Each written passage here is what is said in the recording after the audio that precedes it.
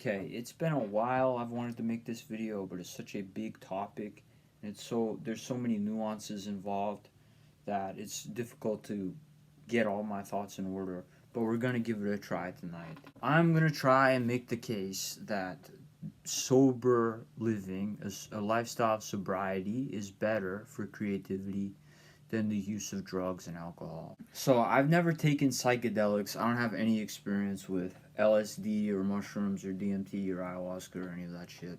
But I was a daily pot smoker for years. And I think, based on my experience, that two things. Number one, marijuana should be classified as a psychedelic and not as a depressant.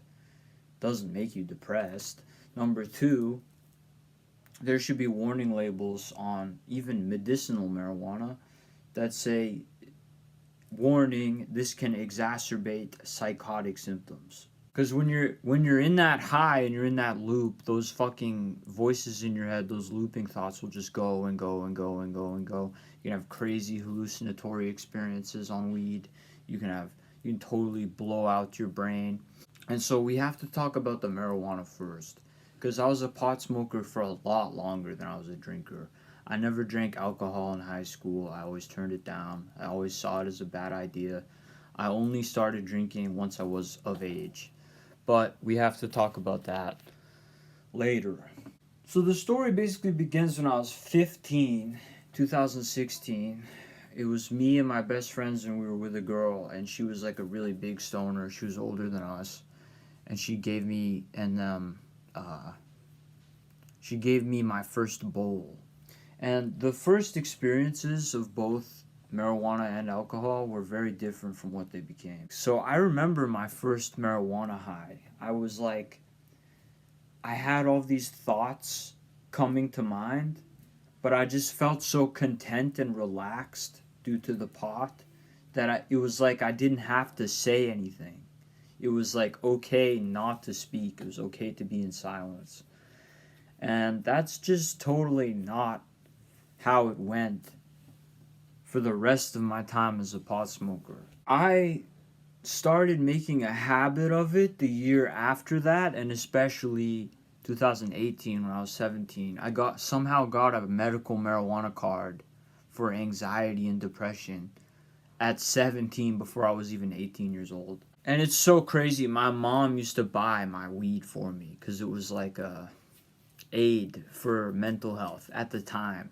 But during those years, 2017, 2018, 2019, me and my friends, we would all get high together, smoke inordinate amounts of pot, flower, and dabs, and then they would drag me along around town, even though I didn't want to go because I was so afraid that we were going to get caught. And they're like dragging me to the gym, and they're like dragging me to the store, and it was just a very, very bad experience. Most of the time, smoking weed with them was just not, it was not good. But it was weird. It was like we were operating like we were addicts, like we were addicted to it, like we would fiend for weed, like we would need our fucking daily pot smoking. But I found it more beneficial to use in the years later on my own as like a mindset shifter. I felt like totally operating like an addict. I felt like I needed something every night to shift my mindset away. But that's kind of where the problem comes in, because you don't actually know for certain what direction your mindset will shift in. Like, you have no idea what your thoughts are going to be before you hit the weed, and then after. You have no clue where your mind is going to travel off to. So I had some pretty bad experiences with marijuana making me more anxious when I was in high school and in college. And I can trace back, I have psychosis. So I can trace back when the psychosis began. It was around 2021. That summer I had some pretty bad high experiences, and that winter as well. But that fall I actually quit because I was in college and it started making me more anxious. So I stopped for a little while. But that daily pot smoking thing was always my thing to do here at home in my hometown. So whenever I was back here, I would go back to the weed. But that fall, 2021 fall, I quit temporarily because it was just like I was so afraid I was going to get caught by the campus police and the CAs were going to make a big deal about it. So I just had to quit. but I couldn't break the habit at home. And so it used to be beneficial in the sense that I could like go for a walk on my own and smoke weed and be high on the walk and play music loud in my headphones, and the music sounded better, and my thoughts constructed themselves better. I was able to enjoy my life better. I was less depressed when I was high back then. I was less anxious for the most part when I was high back then, except for, maybe like half the time when I was using it with my friends in high school. It was a big anxiety trigger.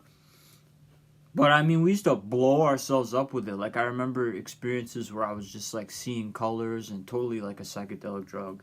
But the good thing that it used to do is allow me to break through and just think creatively. Like, I would walk around, come up with ideas, vibe with the music, flow in this kind of like creative mindset, all on my own. And then it was really like, for my last 2 years of college, I wasn't smoking in college, but on breaks, I would come back and use it. And I had some pretty bad experiences and some pretty good experiences. It was very varied until December 2023, when the psychosis got a lot worse. What I was using weed so heavily that what started happening was that the high would feed into the psychosis. So it would just make the voices in my head louder every time I smoked. And that, during that winter, 2023 to 2024, after graduation, is what made me switch back to alcohol. So the first time I got drunk, I was already 21. It was 2022 with one of my friends at her ex's house. And the first time I got drunk, it was just like, wow, everything's kind of slow motion. I have to pee a lot. It was fine. And then that last year in college, I would drink instead of smoking pot most of the time, in my dorm room and outside, like meeting up with random people and getting really shit-faced with them at the river. So I thought in like January 2024, with the psychosis, the voices in my head getting worse, and the marijuana kind of stopped helping me with that. And just gave me a bunch of bad hallucinations that I can probably talk about in a later video, maybe. Just to go back to drinking for that nightly vibe shift, that nightly mindset shift, because I just couldn't live with myself in my own mind. So then alcohol became like a part of my daily life that winter. And if we want to talk about the alcohol now, a lot of people say they drink to numb their emotions. That is not what I was doing, because the voices in my head were already numbing me. I was drinking for the opposite reason, in order to feel my genuine emotions again, that the voices were always trying to undermine and fuck with. So I would get drunk just to feel normal, basically, and just to get some relief from that constant pestering of me, those constant annoying, stupid, cruel, condescending, abusive voices in the background. And alcohol actually worked. I haven't found an antipsychotic medication that actually gets rid of the voices. Getting drunk got rid of them. It did for a few hours to me every night what medication should do every day, but doesn't do. But the problem with that really was the psychosis. Again, they ruined marijuana and they got me addicted to alcohol. The voices did. Because the more they would hurt me, the more I would have to drink to get rid of it. And that means the more you drink to get rid of it, the more you have to drink to get drunk the next night. So I was on like half a bottle of vodka straight a night, at least. The demonic voices in my life made me an alcoholic, and then they would call me one every time I would take a first sip. It was fucking ridiculous. So I was drinking for relief from the psychosis that marijuana started to make worse. And then I went off to treatment in California last March. So March 2024 to May. And it was so crazy. I was still fixated on marijuana and alcohol. I was like, when I get back home to Maine, I'm going to get drunk and I'm going to get high and I'm going to have a good time. So I tried to do that. I had one of my friends over on a night when my parents weren't home, just 2 days after getting back home and landing in the airport. And I was drinking vodka, but I wasn't yet drunk. And he's like, oh, we gotta smoke weed. So we went out and smoked weed, and it just catapulted me into a panic attack about my parents finding out, because they didn't want me to do any of that stuff after going to treatment. So that night, May 28th, 2024, 13 and a half months ago, was the last time I used cannabis. Because it's like, wow, this isn't working anymore. Like, it catapulted me into worse hallucinations. It catapulted me into panic attacks, looping thoughts, demonic voices in my head telling me all this shit. And so I had to quit. But I wasn't ready to quit drinking yet because of that relief from the psychosis that it offered me. And I really don't think that I was an actual alcoholic, like it was actually an addiction, until that summer. But in retrospect, it was like the addiction kind of clouded my judgment so much that I didn't even really consider on a logical, rational basis what I was doing to myself by using so much alcohol. It was just like a part of my daily life. It totally obscured the logic that this is gonna end up being a harmful thing. So basically, like, both marijuana and alcohol are kind of like double-sided beasts. Like, marijuana can help form creative paths of thinking, but it can also cause anxiety and worsen hallucinations. It can literally make you psychotic. And alcohol can help clear the head and bring back emotions, but it has this addictive side that's dangerous and can totally cause a lack of productivity. Like, last summer, I was totally missing out on, like, the summer sunshine and the warmth and the heat of summer and all of that, going out in nature, because I would wake up in the afternoon and I would be so exhausted from my full night long of drinking that I wasn't able to get out of bed. So I remember, like, staring over there out the window, like, exhausted, having to lay there all day, and then go out and do the same thing I did the night before as soon as the sun went down. And so it was that last fall, I was trying to quit in August, because what happened is in July I got what's called alcoholic gastritis, and that's basically when the tube between your stomach and your intestines gets all swollen and inflamed from too much alcohol use. And then what ends up happening when you drink, when you have that, which causes like this terrible stomach pain, is you puke. And when you puke up your alcohol, your body's not actually processing it, so you're literally making yourself get less drunk by drinking more. It's total diminishing returns. So that August I was trying to quit, and I wasn't able to quit drinking until September 14th. That was the last night that I had a drink. And in some ways, it was like cutting off my own left arm. It was horrible. Like, a whole bunch of depression that I think the alcohol was obscuring came up to the surface that fall, and it was just a nightmare. But I found that it was better for creativity to quit drinking, because it was harming my productivity so much, like stealing my time out of my day by forcing me to sleep it off, and stealing my time out of my night by just getting drunk. Like, it became its own nightly event, where it wasn't like I was writing while I was drinking anymore. It was like I was just drinking while I was drinking, and I wasn't able to put any of the ideas that I got into practice. So I think that should be clarified. Like, I didn't quit for my parents, who I live with, who wanted me to stop. I didn't quit for the demons. I didn't quit because they called me an alcoholic every time I'd crack open a bottle. I didn't quit for my physical health, even though it was suffering.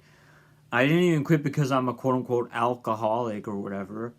I quit for my writing. I quit drinking to give myself more time to write.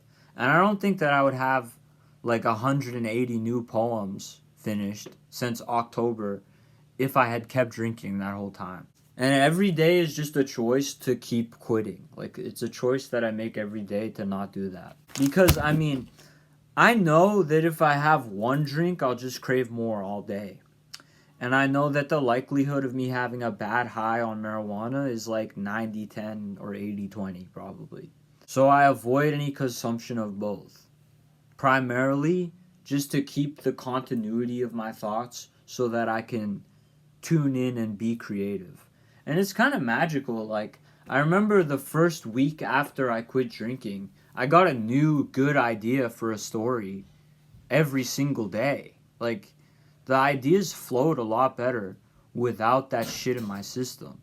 So if I want to avoid like paranoia to an extreme and like these anxiety attacks and worsened hallucinations that pot gave me, if I want to avoid that sickness and that costly energy sapping endeavor of the drinking, then I just have to like remain sober for the sake of the greater goal of being a writer. That's the whole point. Cause like it used to be fine. Like I had a great stable writing routine in 2023 from that winter or spring into the summer and fall that the psychosis completely ruined in the winter. And I think if I wasn't using so much pot, it wouldn't have been that bad. It really did just start to make that dread and darkness and those voices worse. That negativity got fueled by it. And I just kind of lost it.